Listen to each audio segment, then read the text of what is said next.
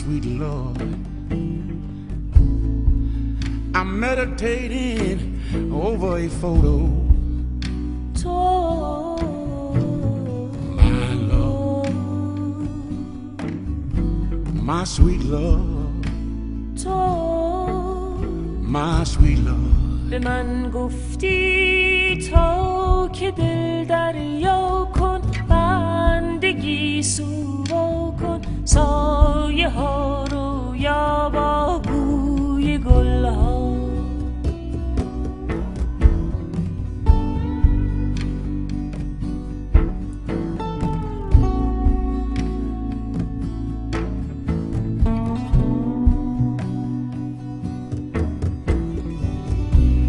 که بوی گل، ناله مرغ شب، تشنگی ها بر لب، پنجه ها در گیسو، عطر شب بود.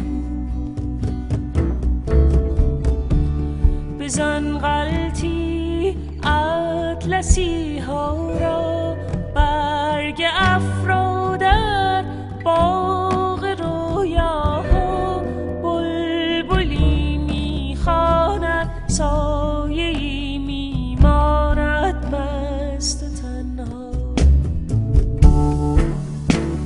I want to be the breeze, playing with the curve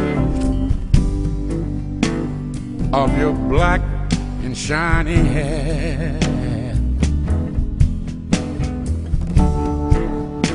and the dizzy specks of dust softly dancing, softly dancing on your skin, baby. Whoa, I wanna be your clothes, feeling the shape of your body while you walk, getting warm with every touch and every friction with your curves. نگاه تو، شکوه آه تو، حرم دستان تو، گرمی جان تو با نفس ها.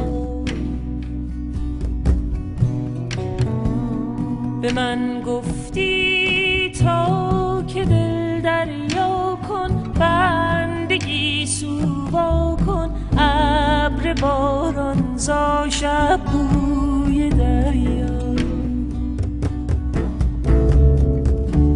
به ساحل ها موج بی‌تابی را، در قدم های پا در وصال رویا، گردش ماهی ها، بوسه ما، بوسه ما. I want to be your view, some nature made by God, where your lovely eyes, where your lovely eyes can rest, baby. To be able to reflect such a wondrous light, such a wondrous light, such a wondrous light of love, baby, of love.